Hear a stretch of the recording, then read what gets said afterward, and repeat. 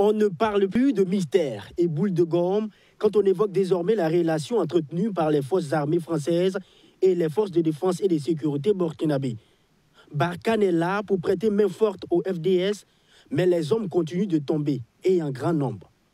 Oui, plus de mystère car les interrogations et l'amertume se lisent chaque fois sur le visage des millions de Burkinabés quand on apprend le décès des civils, des militaires, policiers ou des gendarmes, comme ce fut le cas le 13 mars dernier, où 13 de ces forces loyalistes sont morts dans une embuscade dans le centre-nord.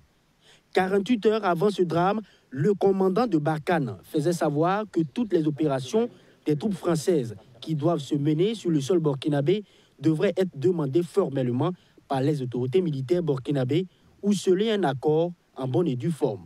Pour le Burkina, ils ont dit que la demande n'était pas claire et qu'ils sont toujours ouverts si toutefois le Burkina faisait une demande claire. En clair, ça veut dire que les Français ou Barkhane n'est plus prêt à agir en souterrain.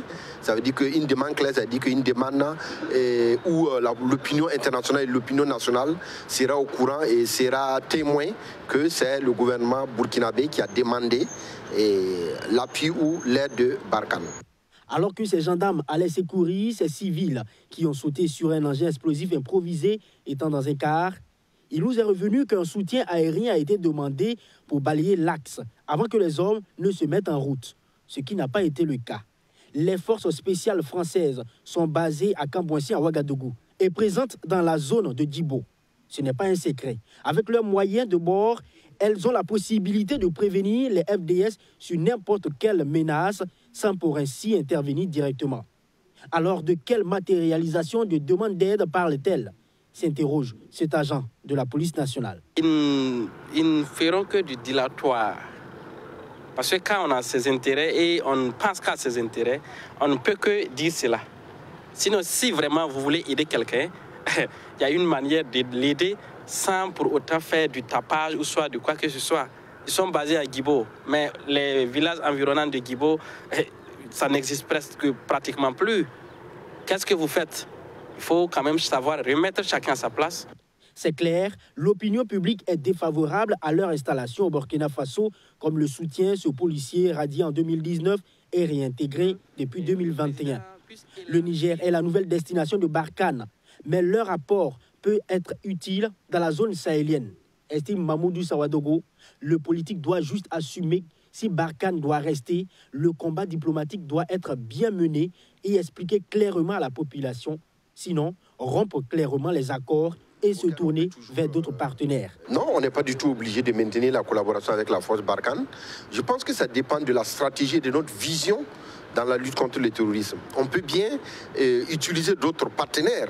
On a la Turquie, on a bien d'autres partenaires. On a même les pays sous-régionaux qui sont très bien placés. On a le Ghana, on a la Côte d'Ivoire, on a le Sénégal qui peuvent, dans le cadre d'une coopération régionale, nous aider à atteindre nos objectifs. Pas forcément avec l'allié traditionnel.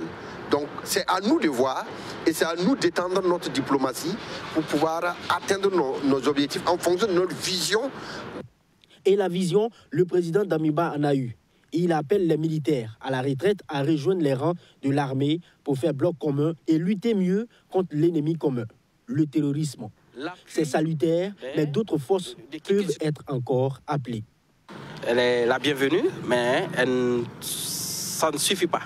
Aujourd'hui, quoi qu'on dise, le Burkina Faso a besoin de toutes ses filles et ses fils. Nous souhaitons que le président puisse élargir, n'est-ce pas, cette décision en rappelant les militaires et les policiers radiés suite aux événements de 2011.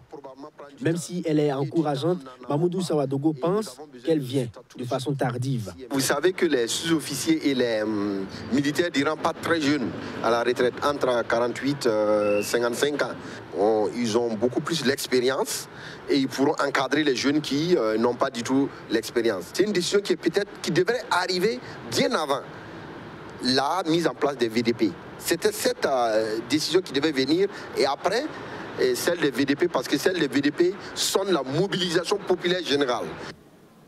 Les forces spéciales françaises sont encore au Burkina Faso. Il faut souligner également qu'après plusieurs attaques sur les éléments au front, ils ont servi de pont pour évacuer des blessés par moment avec leurs moyens aériens.